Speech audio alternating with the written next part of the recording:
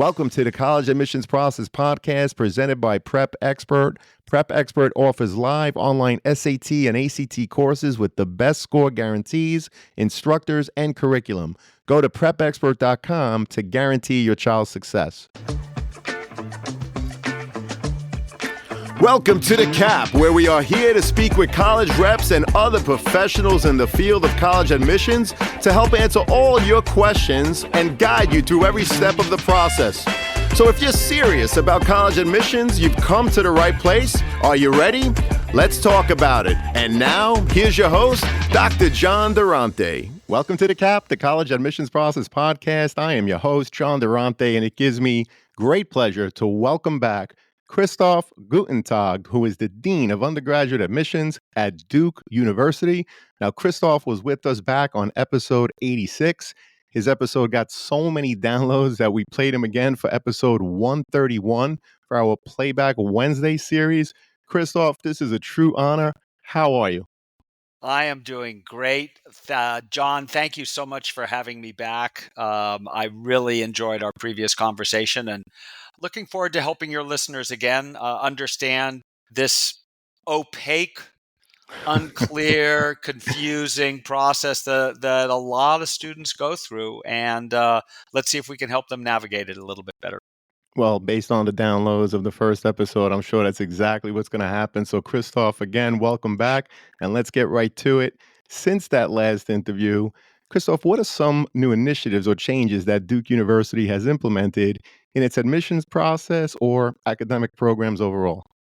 Yeah, the first thing that I want to mention is something that we haven't changed. We are still test optional for the coming year. So for students applying in the fall of 2024, for enrollment in the fall of 2025, we're still test optional. We take that seriously. We can talk more about it later if you'd like.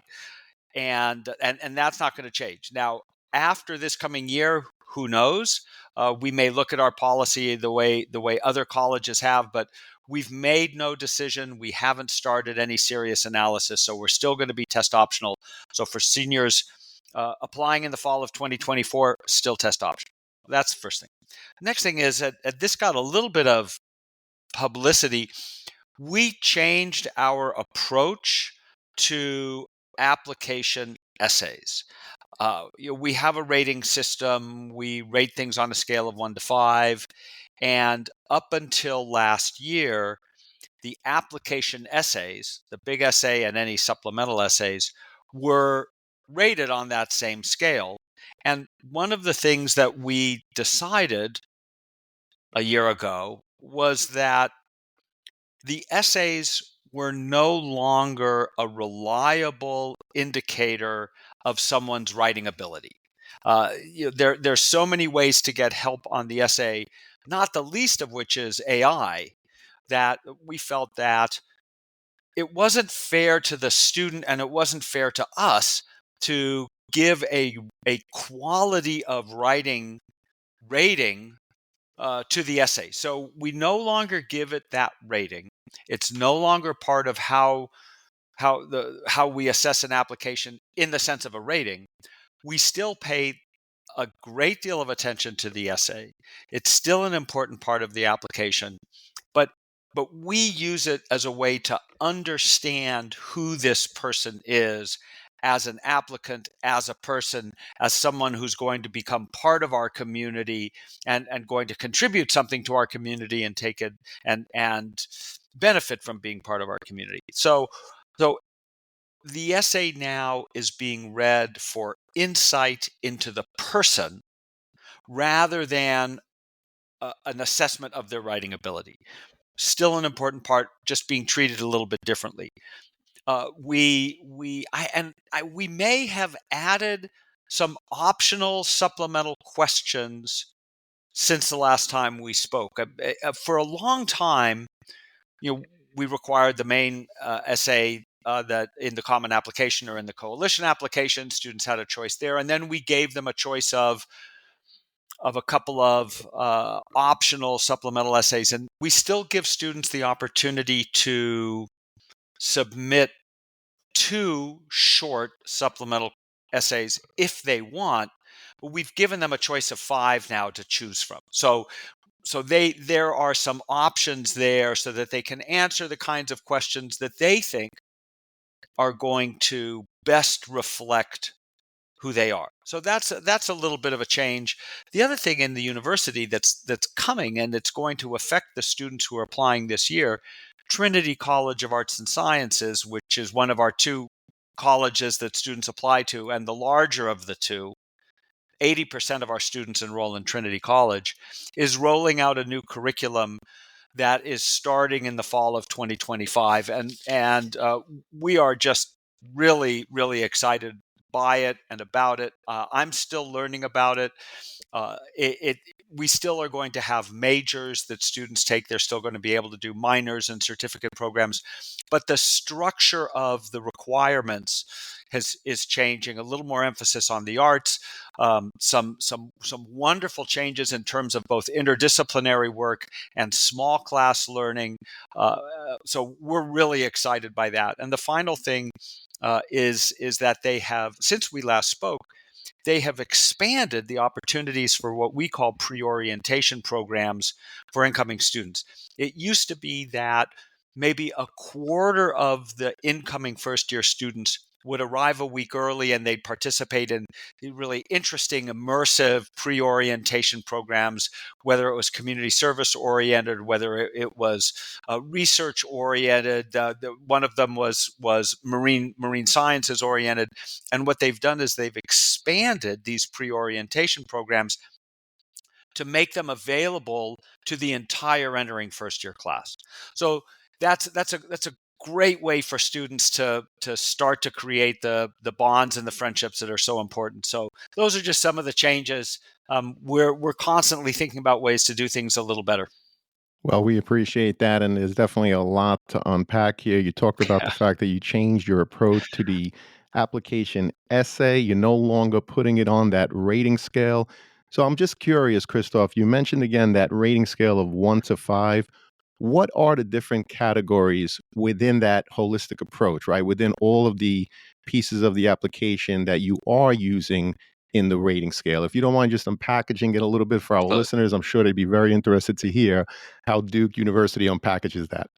yeah, we give ratings in 4 different areas. The first is the strength of the curriculum that the student is taking, the strength of the courses that a student is taking in high school in the context of what's available at the school.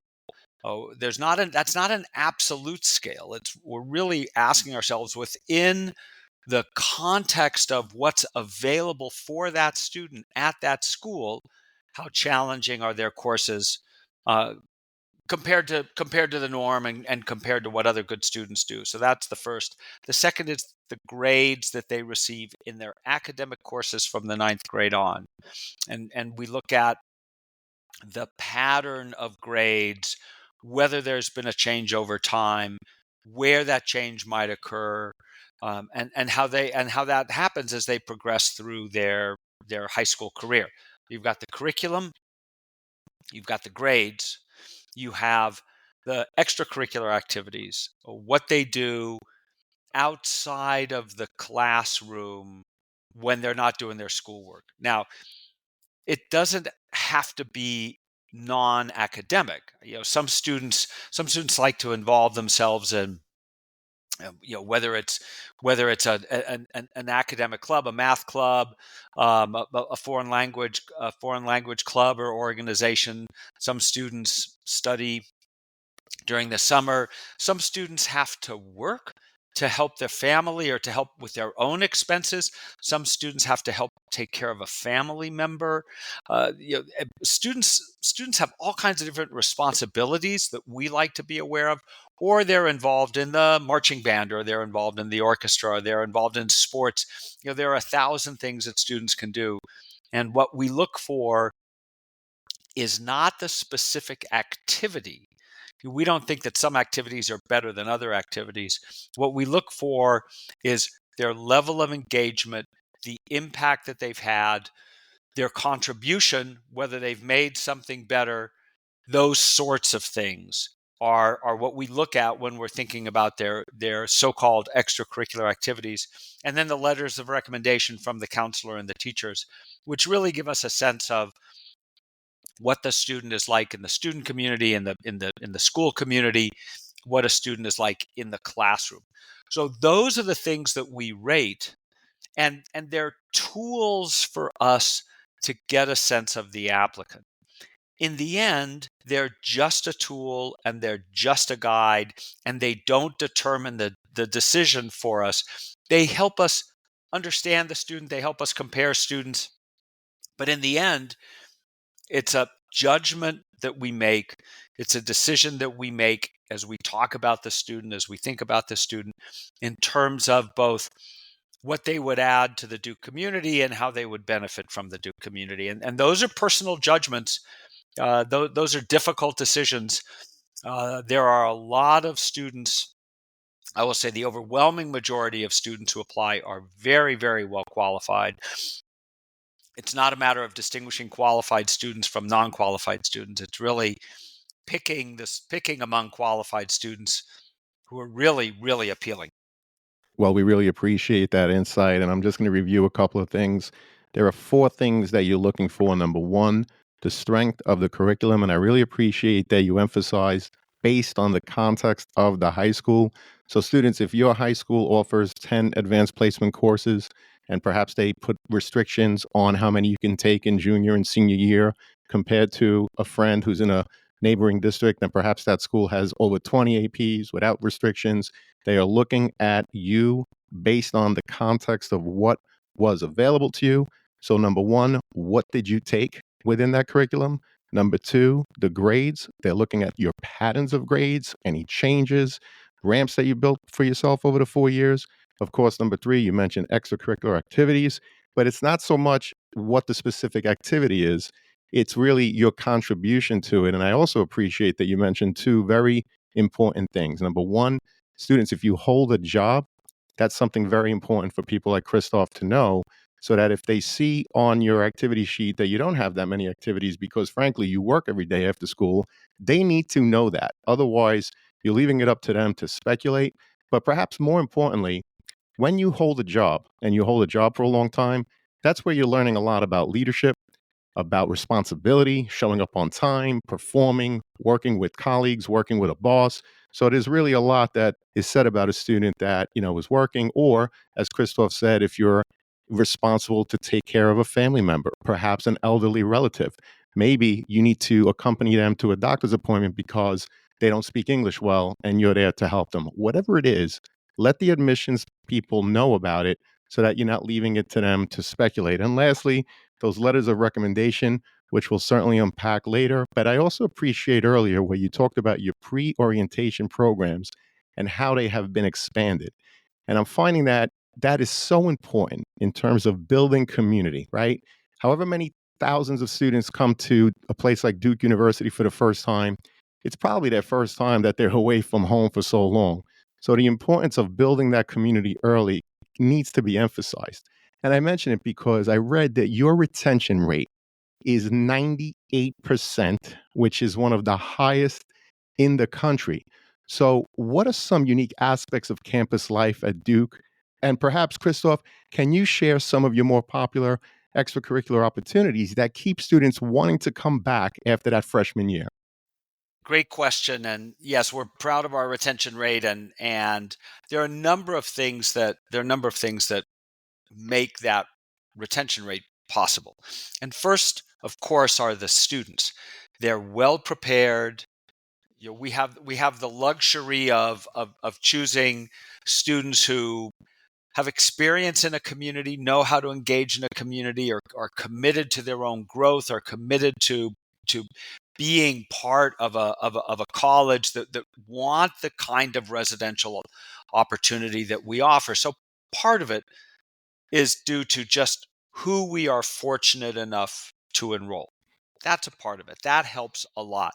The second is that we have a wonderful part of campus called East Campus. All of the first year students live together on East Campus.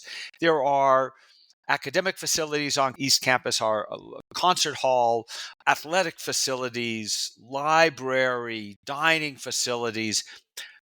East Campus is a real home for the students. Now, they spend a decent amount of time on what's called West Campus as well, but they have a home to go to where their friends are, where their classmates are, and where they're running into their classmates in the dining halls and the residence halls on the athletic facilities all the time. So there's a real sense of community that helps keep students engaged in the community. And I will say, parenthetically, that sense of community is a hallmark of Duke, and the support that students give one another throughout their time is part of it as well. The spirit that's part of our place is part of what helps students feel like they belong. So there's that sense of belonging is part of it as well. The pre-orientation programs that I mentioned are part of it. So already, well before classes start, they already have a cohort of a couple of dozen people that they've spent a week with, uh, working together, learning together, studying together. Uh, that so there's a lot of work that's done on the part of student affairs to make sure that people feel connected. We'll talk about advising a little bit later, but there are multiple advisors that connect with students in the residence halls, outside of the residence halls, to make sure that they understand how they can get access to everything that's available. So those things together make for a place that students want to return to, and they do so. Almost all of them do so. The kinds of activities that students are involved in vary widely. Service, broadly defined, community service, helping others in the community on campus, is a big part of what students do, and they do it naturally. There's no service requirement at Duke. So students come to Duke with a lot of experience with service. And I think at least several years ago, I was told that community service as a category, had the greatest participation of anything at Duke. So that's part of it. Obviously, students like to participate in athletics at Duke. We've got about 8% of our undergraduates are recruited athletes. Hmm. We're a Division I school. We're in the ACC, which I no, heard about which your now has athletics. representation from other coasts other than the Atlantic. Um, and so a relatively small part. I mean, fewer than 10% of our students are recruited athletes, but a lot of students participate in club level sports where it's a little more casual, but they get to compete against other teams. A lot of participation in intramurals and recreational sports. So the weather is nice here. Yeah, and so it's easy to do things outside. It's easy to get involved in recreational activities. Obviously, that's part of it. But there are just a lot of organizations of all kinds. Whether it's, I was just having lunch with a student who's organizing a conference that's run by a group called the Business Oriented Women. I mean, that's a relatively more serious organization. They're fun organizations. Students like to go to sporting events, but they like to find things that they enjoy, whether it's an outing club, whether it's an educational experience, whether it's volunteering. There's no, let me put it this way, there's no one thing or one kind of thing that students do more than other things. They're very widely dispersed among a broad range of activities and kinds of activities. They're involved in music and art and theater, um, lots of a cappella groups, lots of Hmm. performing arts groups, lots of dance, lots of kinds of dance groups. There it is an incredibly active group of students. Well, I love that, and I appreciate the overview, and I'm glad I asked the question because what I'm finding in the podcast episodes is that those schools that have such high percentage in terms of their retention rate, they're very mindful in terms of what they do with their students before they arrive on campus, but Hmm. also when they arrive on campus. For example, you talk about your East Campus, where all the freshmen, they live together on that side of campus. And that really builds community because all of those students, they're there and they're in the same boat. Yep. They're all new. Many Yep. of them are from, throughout the country, outside the country, what have you, and they are all there for the same reason. So when a school like Duke University is so mindful of bringing them together, building community, you're going to keep them happy, not only during freshman year, but for many years to come. So we spoke earlier about the 4 parts of your holistic application review. Christoph, can you break it down just a little further for us? In other words, is there anything more important than the other, again, in that holistic review in terms of your applications? Well, one of the things that I want to make sure your listeners understand is we are committed to reading every application through from beginning to end. And that we feel that that's our responsibility to the applicants. If they've gone to the trouble of putting together, filling out, and submitting an application, we feel it's our responsibility to read the whole thing. So, and part of holistic review means, if you will, that you're taking the whole thing into account. And we want to do that for our applicants. So every application is read from beginning to end, every single one. We never stop just at the transcript or after the student's part of the application. We'll make sure that we look at everything. So once we've done that, what we find is that most of the students have 2 things that are typical of competitive applicants. They have a strong academic record. And I think that we don't emphasize class rank. We don't emphasize that it has to be a perfect grade point average. I was actually just looking at the high school transcript of a student who was mentioned to me by another student who's a terrific writer, um, and blogger. And I was looking at her high Hmm. school transcript, and it was not a perfect transcript. I mean, there were B's there, and it was fine. She's a wonderful student, wonderful writer. So, but typically the students have strong grades in a strong curriculum, and they are among the best students in their school. They do not have to be the valedictorian or the salutatorian. They do not have to be right at the tippity top, but there's always a group of students who are that group of good, strong students at or near the top of the class, and it helps to be among them. And then, obviously, we want them to be actively engaged in their extracurricular activities. Now, what starts to set students apart are a couple of attributes, a couple of words we use. One of the words we use is impact. We're looking for students who have an impact in some area. It can be academic, it can be non-academic, but somewhere where they're making a difference. Beyond that, one of the phrases we commonly use in our office is, are they making something better? And I like that phrase. It's that notion of whatever you're involved in, and really it can be anything, really, uh, anything legal and appropriate, obviously. Um, but are they making something better? And it doesn't have to be on a national scale. It doesn't have to be. It can be in a classroom. It can be in a class. It can be in a community. It can be in the school. It can be in a scout troop. Whatever it is. Are they making something better? Are they having a positive impact on whatever it is that they are choosing to be involved in? And it's the reason why it makes sense for students to be involved in things that they care about. We don't use the word passion. I prefer not to use the word passion because I think it actually puts pressure on students to feel like they have to have a passion project. When Jerry Seinfeld did our commencement speech this spring, he used the word fascination. Hmm. Find things that fascinate you, and I love that. Hmm. I wish I'd thought of it, um, but he did.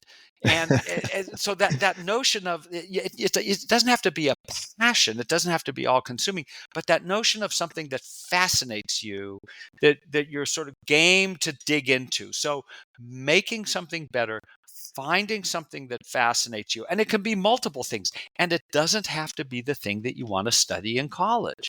It can be almost anything, really. So making something better, finding something that fascinates you, and then following through on it.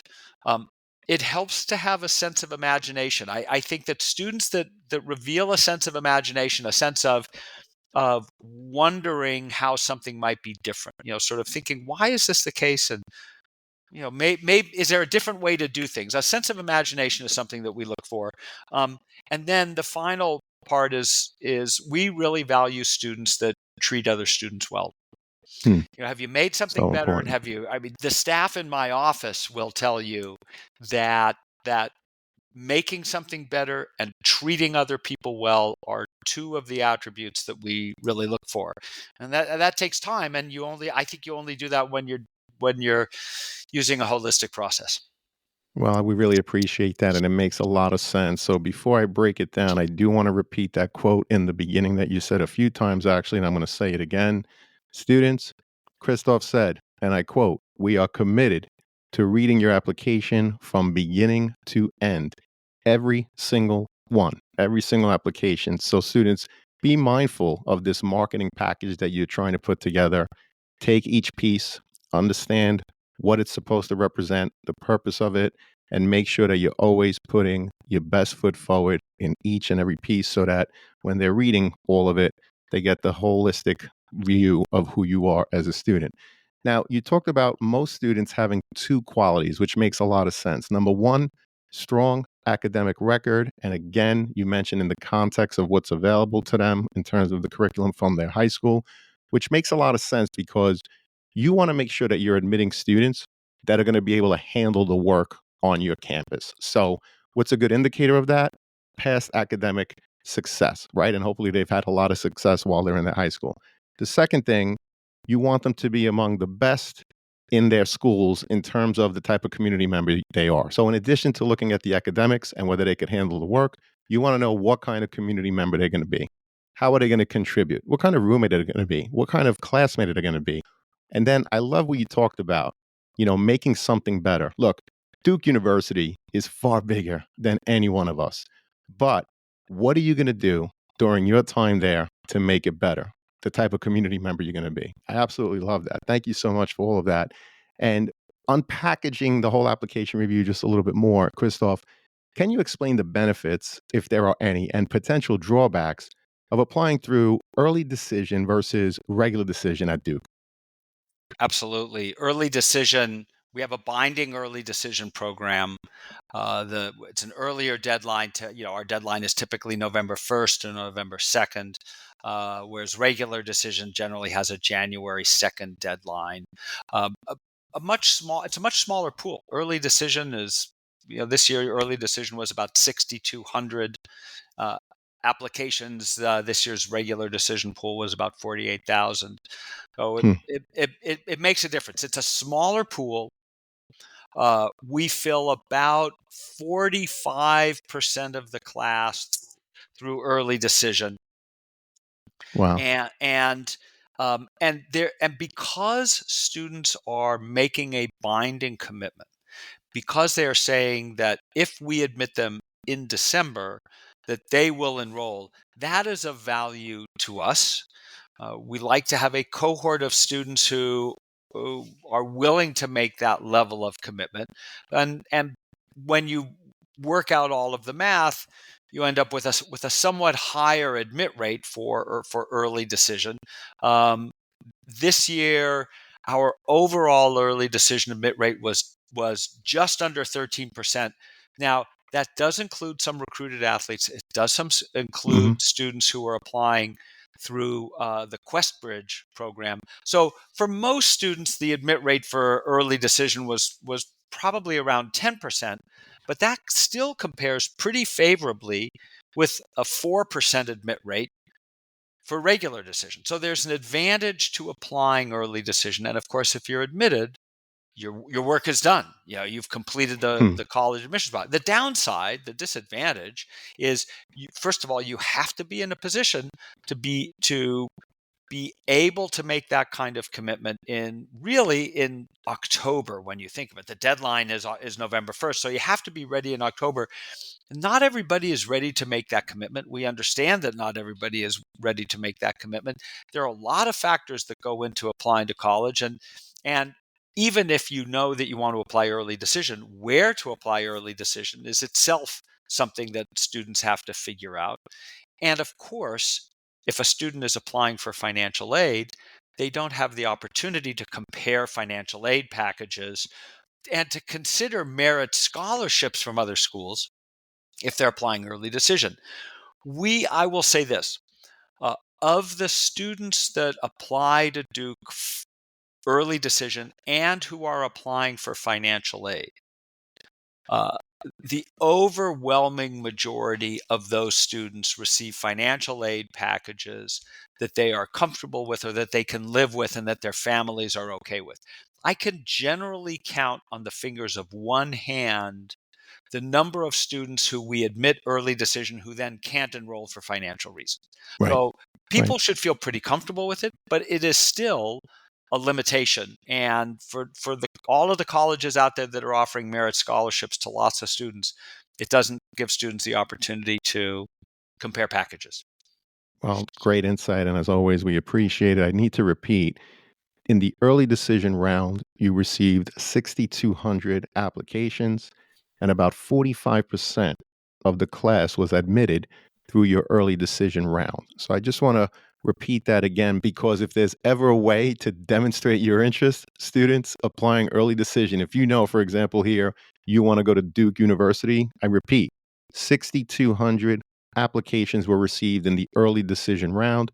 45% were admitted in that early decision round. So, something to consider. Now, you also mentioned in the regular decision, you had about 48,000 application, which gives you about 54,200 applications overall.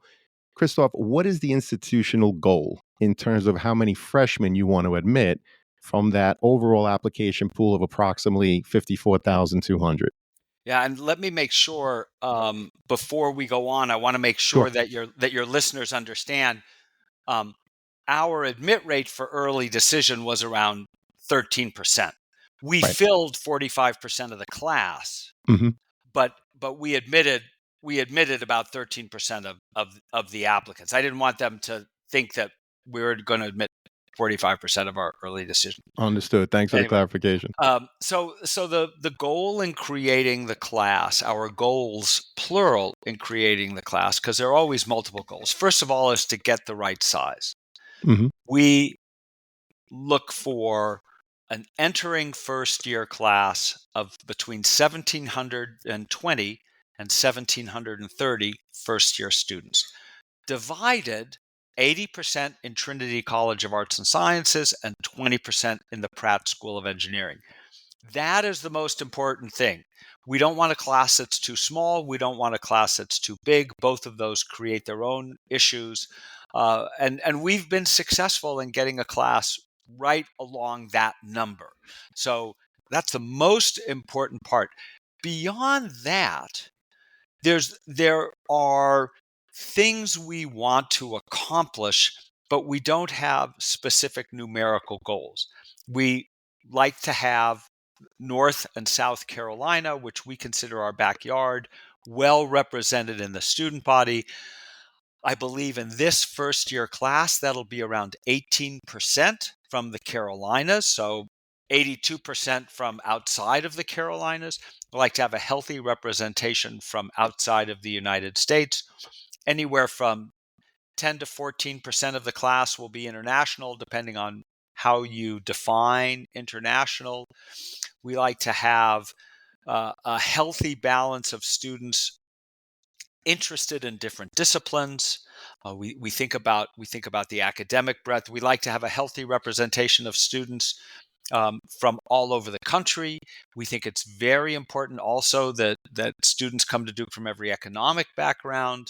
We pay attention to that and to have an economically diverse student body. So we're looking for a nice representation of different viewpoints and different backgrounds and different experiences and different academic interests in the student body without having any particular number that we're trying to reach or any particular percentage that we're trying to reach.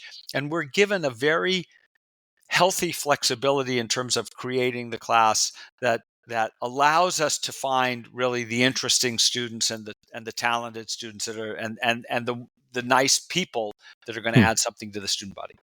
Well, I appreciate you talking about the fact that 18% of your students are from the Carolinas and you have 82% that are from the rest of the country. And of course, your international students, Yep. because there are institutions. I know of one called UNC right down the block from you there, right? Where they're mandated to accept only 18% from outside of their Right. great state. Not the case as a private school here. We're talking Duke University. So you keep on emphasizing the academics, right? You want to make sure that you admit students that can handle the work, those students that are going to be great community members. And so I guess, and tell me if you agree or disagree, a piece of advice to students to say, don't write about what you think the admissions people at Duke want to hear about, what you think a typical Duke student is, because if that's the frame that you approach it with, you're probably going to sound like thousands of other kids, right? So you want to take a different approach, I would imagine. You want to show how you're going to stand out. What have you done? What is your thought process? How are you going to contribute? What are your thoughts on that, Christoph? I think the college essay, it may be the most vexing part of the application Hmm. for students, uh, because everything else, you know, they're taking these courses. They know they want to do well. They have a choice of courses. Maybe they do, maybe they don't. But they know what's expected of them. They choose their activities, hopefully because it's things that they're interested in and that mean something to them. And so that's driven by what's inside of them. Figuring out what to write about in the essay and then doing a good job, I think is just so difficult. And we are very sympathetic to students who face this issue. I like the prompts that the Common Application and the Coalition application have in their applications. I think they give students the opportunity to reflect, to think about what matters to them, and to write about it. The most important thing that I can stress when students are writing the essay is that we read them as if somebody is speaking to us. And what I find consistently is that students feel like they have to create a great piece of writing. And I find that unfortunate. It's understandable. I, there are probably 100 books on writing the college Hmm. application essay. And I understand that they want to do a great job with the essay. But when I'm sitting in my dining room Hmm. on a Tuesday morning, looking at my laptop and reading essays and reading applications, what I'm trying to do is picture this student. I'm trying to picture this student as a member of a potential member of our community. And one of the ways I do that is to read their essay and to see how they express themselves and what they have to tell us about themselves. The language of the spoken word, I find, tends to be much more useful, much more powerful, much more direct, and much more helpful in terms of understanding who this person is. If it's not a word you would say, don't put it in the essay. And that's one thing. The other is, I find that students feel as if they have to paint a picture of whatever situation they're describing using lots of evocative adjectives and adverbs. And my opinion is that that slows things down and gets in the way. If I'm describing to you in a conversation how hot it is outside, I, I don't need to use the word miasma or miasma. Uh, uh, I'm embarrassed that I don't know the right way to pronounce it. But I don't have to use a fancy. Let me step back. If I'm describing to you how hot and humid it is outside, I don't need to use a word that has 3 or 4 or 5 syllables. I Hmm. could just be direct. I could just say it it made me uncomfortable. It made me sweat. It hit me like a punch in the chest. I don't have to use fancy words. I don't have to paint a particularly detailed picture. I use nouns and verbs and adjectives and adverbs very sparingly, and I can paint a decent picture. Directness, simple language, spoken language, and thinking about what can we learn about you. You don't have to impress us with your writing. That's what makes a good essay. Hey, podcast friends, if you've been enjoying the College Admissions Process podcast, I'm excited to share my new book, Straight from the Admissions Office, Insider Strategies for College Applications. It's packed with insights and tips from over 250 podcast episodes with admissions professionals designed to make the college process less overwhelming. Whether you're a student, parent, or college counselor, it's a valuable resource for navigating the admissions process. By grabbing a copy, you're also helping to support the podcast. The links are in the show notes. Thank you, and best wishes to all with the college admissions process. Well, I love that. That's great insight in terms of the essay. You talk about being yourself, and I'm going to quote you. You said, if it's not a word you won't say, don't put it in the essay, right? And so I see you shaking your head. I know that the people listening are not seeing you shaking your head, but obviously you read hundreds, right, if not thousands of essays. And, I'm sure that's something that you see all the time. People using words that they can't even pronounce, they probably can't even spell, yet they feel that that's what you're looking for because obviously Duke University is a highly academic place. But again, Christoph is talking about the importance of being yourself. And again, if it's not a word you would say, don't put it in that essay. So Yes. we've touched upon a lot of pieces. I want to continue to unpackage the overall application review. So, in terms of the letters of recommendation, what qualities or details in a teacher's letter make it particularly effective in enhancing an applicant's profile? And can you share any examples? That is a great question, and I'm really glad you asked that question.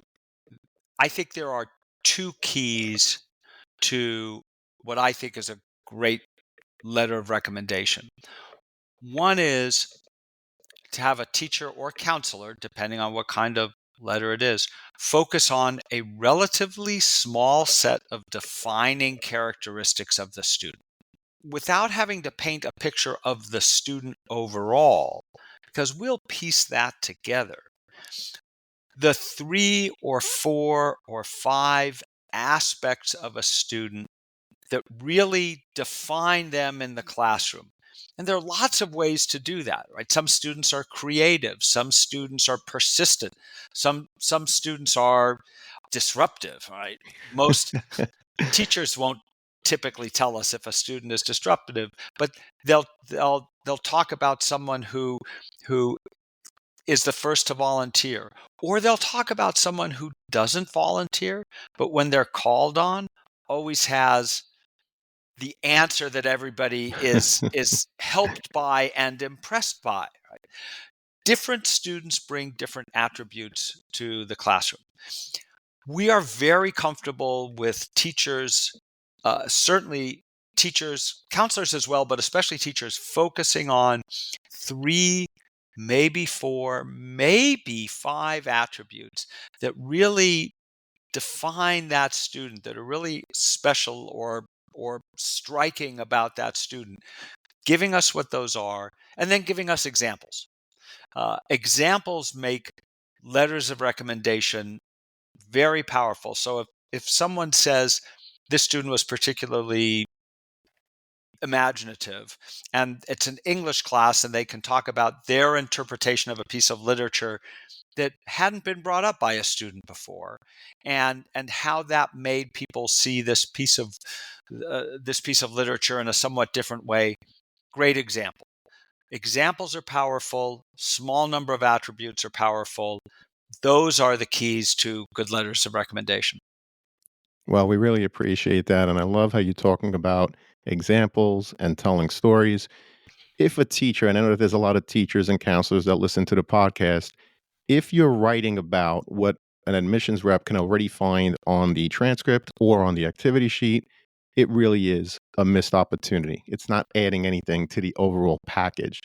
So, to Christoph's point, I remember recently someone said they gave an example of a letter that they had read from a teacher who said, when I plan my lessons, I have to be mindful of the follow up questions that I'm going to ask because so and so, whatever the student's name is, I know that they're going to be at a different level and they're going to challenge me, to really be on my toes. So when I plan my lessons, I have to be really mindful because that's how this child thinks. This is how this child learns. And so, I guess when you hear a story like that, you get more about the student, right? As opposed to saying he's a great student in class, which, by the way, if you look at the transcript, he has an A plus in that class, so it doesn't really add anything.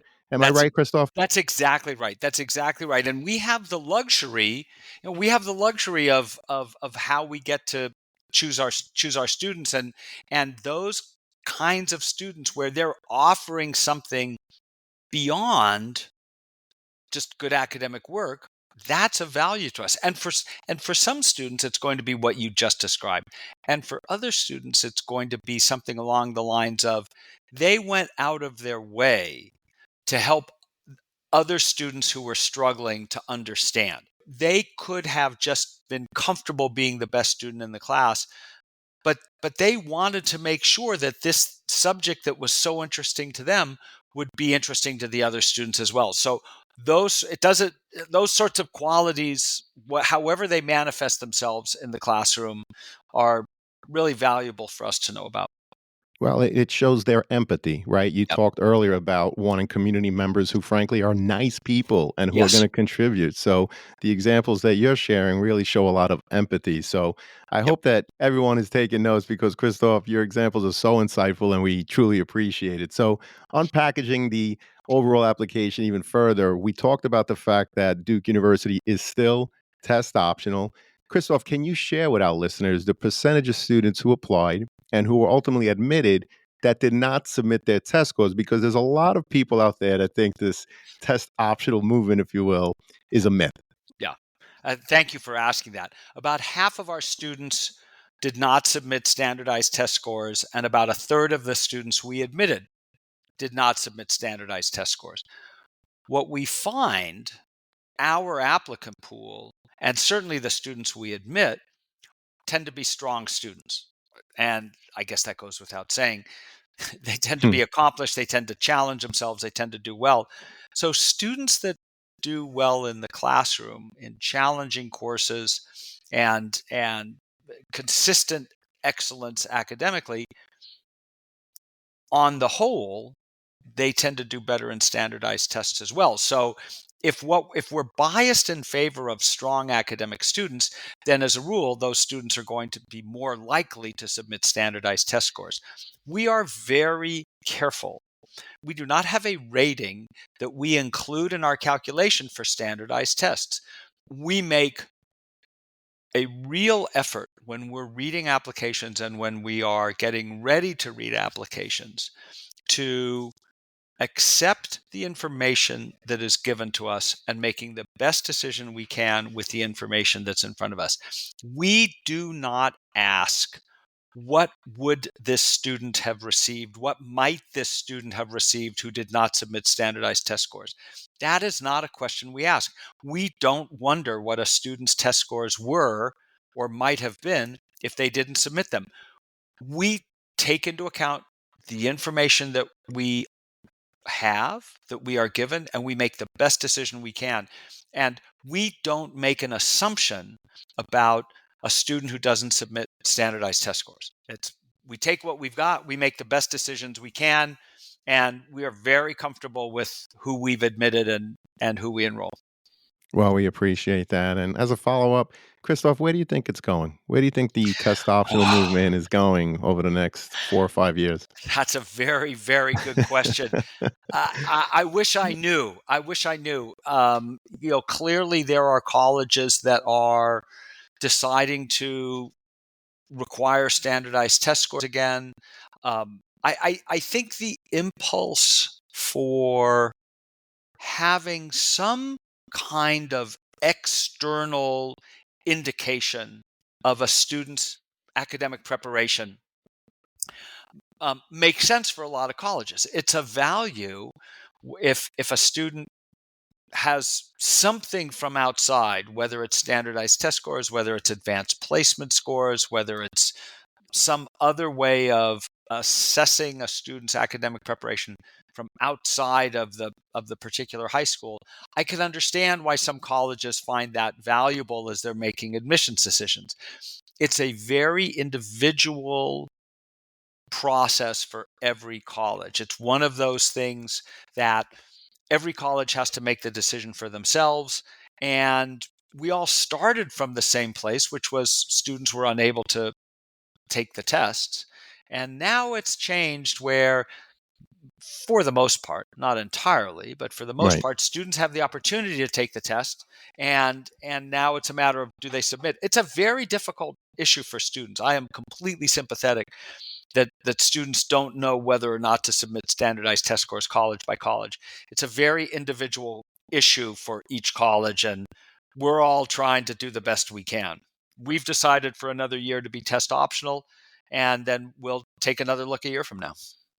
Well, we appreciate the insight. And of course, always check the individual university's website for the latest information. So, again, thank you, Christoph. And I was also curious, do you use the students' high school GPA as indicated on the transcript, or do you recalculate it using your own metrics? And if so, what do you look at from a student's academic record and how do you evaluate them? For example, are you looking only at the core courses? Is it a combination? Are you looking at everything? Any insight in terms of how you do that, Christoph, would be greatly appreciated. Thanks for asking that question. And it's a little of a mix. We do not recalculate the grade point average. We Mhm. take whatever grade point average the school gives us. At the same time, we do not compare the grade point average from one school with the grade point average from another school because every school does it differently. Every school weights different kinds of courses differently. They Hmm. have different curricula. So it's a useful piece of information as we're looking at all of the applicants from a school, but we don't recalculate on a standard scale and we don't compare a GPA from school A and a GPA from school B and think that that tells us anything meaningful. That's why we look at the transcript. It's an essential part of how we look at an application, is looking at the transcript. It's probably the first actual document we look at when we are reviewing an application. Before we look at anything else, we see the transcript, and we see the transcript as it's presented to us by the school. And we do our best to understand what that transcript is telling us, both in terms of the courses a student's taking and their progression through high school. And we pay the greatest amount of attention to the academic courses, especially in the five primary areas: English, math, science, history, foreign language. Those are the ones that we pay the most attention to. We pay less attention to non-academic courses. Some people will get a grade in PE or they'll get a grade in orchestra. When we're looking at the transcript and the information that we want from the transcript, we're trying to get an academic sense of the student. We'll learn about the other things in the rest of the application. Well, I appreciate that answer because it goes to show that, yes, the GPA is important. It's a number. Everybody out there wants to know what that number is. But you talked about how you look at the transcript as the essential piece. And it really does make sense because if you look at the transcript holistically, right, we always talk about how the application is reviewed holistically. But if you look at the transcript holistically, in other words, what was available to you? What courses did you take? How did you perform? That really is an amazing indicator, right? If you look at that to help determine the type of student academically they're going to be once they're on your campus. So we really appreciate that, Christoph. And I know that Duke offers optional supplemental essays, which we talked about earlier. So what are you looking for in those supplemental optional essays that are not available in other parts of your overall application should a student decide to submit them? Before I answer that, let me add a little Sure, something about the transcript. please. We understand the transcript in the context of the school's profile, right? Every Hmm. school submits a profile, and that's where we're going to find out what courses they offer, what the honors courses are, whether they offer AP or International Baccalaureate or other courses, how they weight courses, whether there's a limit on the number of advanced placement courses that a student can take. The school profile really gives us the context to understand the transcript, and the counselor recommendation, especially if there's something different about a student's transcript, helps explain it. On to the supplemental questions. John, I think you actually have it exactly right. It's what is not elsewhere in the application. Students are complex, unique individuals. They're bringing all kinds of experiences to bear on who they are and how they're navigating high school and how they're navigating the college admissions process. And we feel that we want to make sure that whatever's important to them, they can express to us. And what we found over time is that the structure of the application with the particular essay questions that are asked in the main part of the application often, I should say sometimes, make students feel like, oh, there's more to me than I want to talk about. So what we've done is we've given students the opportunity to pick one or two from a list of 5 questions that talk about a whole wide range of things, some of them personal, some of them intellectual, some of them social, that they can tell us about that may be important to them. And if none of the questions meet their needs, then they don't have to answer any of them. But it's just that opportunity for us to get to know them as they are as well as we can. Well, we really appreciate that, Christoph. Thank you so much. And can you share what other support services are available at Duke, such as academic advising, mental health resources, and even career counseling to, again, help students once they are on your campus? We understand that students come to Duke typically well prepared, but also that the experience of being in college presents them with so many more choices than they've had before and so many more decisions that they've had to make that they have to make. And we want to help guide them through that and to help them make good choices while they're at Duke and to make choices that are going to allow themselves to move in the direction that they want to go as they go through college and then beyond. There, as you mentioned, there is academic advising, and there is academic advising not just in the advising center. There is academic advising in each department. As soon as a student declares a major, and they can declare more than one major, there are advisors within each department and within each program and within each certificate to help students navigate that particular terrain. If a student wants to create their own course of study, there are advisors particularly for that. There are advisors to help students declare a major. There are advisors to help students choose courses. There are advisors to help students navigate through a major. As you mentioned, there are career advisors, and they start working with students very early because they understand that thinking about a career and maybe changing your mind about a career isn't something that happens in the senior year. It happens as you choose courses, it happens as you make summer plans, it happens as you study abroad. So the Career Advising Center and the kinds of career fairs that they sponsor and the personal advice they give students and the advice in creating a resume and a cover letter, that's all part of of what they offer. There are advisors in the residence halls. There's an advising system especially for students as they make their postgraduate plans, whether it's business school, whether it's law school, whether it's medical school, whether it's going to graduate school in a discipline.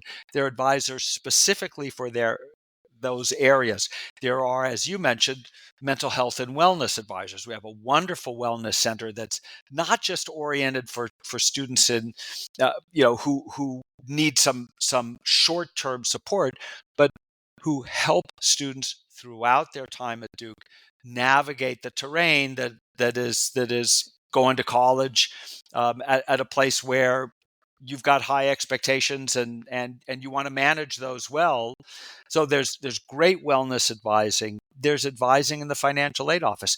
Students' financial circumstances change, and our financial aid office really works hard to be as responsive as they can be to students as their financial circumstances change. So there's advising in the financial aid office. There's religious and spiritual advising. We have a very active religious life program. Students come to us sometimes with very clearly defined ideas, and sometimes they're really searching, and the support that's provided by religious life in all kinds of areas is very helpful and very useful and very appreciated by the students. There's a writing center, there's a tutoring center, there are cultural centers. We work very hard to provide support in all kinds of areas for the students that are coming to Duke, and really all they have to do is ask, and all they have to do is talk to people, and people are very happy to guide them in the right direction and to get them to talking with people that'll be helpful. Well, we really appreciate that. And, there's a lot of things that resonate with me throughout this conversation. Number one, how mindful you are to select the best students to come to your campus to add to this beautiful thing that we call Duke University. And just like your application review is holistic, the look at the transcript is a holistic review. Your approach to wellness for your students really is holistic, because you really have something for everyone, whether it's career advising, selecting courses, selecting a major. Overall, you have so much in terms of your wellness and so much more that it's really wonderful to hear you articulate all of that. Christoph, once again, this has been an awesome conversation. It's such an honor to have you back. But before I get to my last question, I have to ask, is there a question that I didn't ask, or perhaps a topic that I simply didn't bring up that you'd like to leave with our listeners now? We've spoken on more than one occasion. You do a great job of bringing up subjects that are important to the people that are listening to your podcast. I think the one thing I'd say, and in a way, it's leading into your final question, I think, is things work out. And I've spoken with so many students who ended up at Duke, not at Duke, uh, who thought they wanted one thing, they thought they wanted one college or one kind of college, ended up at a different kind of college, ended up at a different college or university, and are just so happy and can't imagine themselves anywhere else. And I think that as parents, when we're at this point of transition, and we want so much for our children, there's nothing like that we tend to, I think, sometimes invest more into this particular decision on the part of the child and on the part of the institution than it deserves. Our children will be fine. The path of our children, the general path of our children through life, is strongly already in place by the time they apply to college. And for most of the students, the specific place where they go to college is not going to change the primary direction of their life. It's going to alter it a little bit, but for most of the people, most of the time, they will end up at a place where they are going to be happy, where they're going to make friends, where they are going to prepare for a lifetime of meaning and impact. And if they've created a good list of colleges that meet their needs, if they've given thought to what they want out of college, and with the help of counselors like yourself, create a great list of colleges that all of which are going to meet their needs, they will be just fine. Well, I appreciate that. And again, you said things will work out. And it's a reminder to all students and parents. There's over 4,000 colleges and universities in the United States alone. There are many schools that are the right fit for each and every student. However, not every school is for you. So, as Christoph said, create a good list of colleges that meet your needs, not mom and dad, Right. not your friends, Right. not your neighbors, but your needs. And if you do that and you navigate the process with that mindset, you will be successful. And as Christoph said, again, things will work out. Christoph, this is awesome. You're awesome. That last question is, as always, what are your top 3 pieces of advice that you would provide students and their parents getting ready for the college admissions process? I think it's a great question, and I've answered part of it, but I will say this. Look broadly at colleges. We sometimes tend to focus narrowly on the colleges that we know or that we think we know, and looking broadly at colleges is just the smartest thing to do. If there's a regret that I had in the college search for my own child, is that we didn't have the opportunity to look at colleges in the middle of the country. And I really wish we had. We looked at colleges on the 2 coasts, and we didn't get a chance to look at colleges in the middle of the country. And I wish we had done that. So look broadly is one piece of advice. The second piece of advice is it's more of a statement than a piece of advice. Somebody in the family has to be organized. And it could be the child, it could be a parent, it could be somebody else, but somebody has to create the spreadsheets. Somebody has to plan the travel. Somebody has to keep track of the deadline.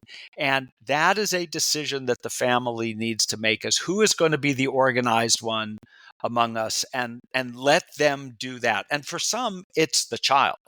For some students, and I was certainly not like that, but for some students, like, they've got the lists, they've got the deadlines, they know where they want to visit, they know what all the requirements are, and then let them do that. But pick somebody who's going to be the organized one, and let them go with that.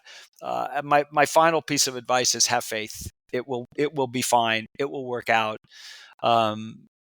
If you've got a good list, then you will end up just fine. And I guess I'd add one more, which is thank the people that help you. That could be the teachers that write the letters of recommendation. It could be the counselor who is exhibiting patience with you as you ask question after question, or who thinks of that college that you didn't think of. The counseling community is just such an important part of this process.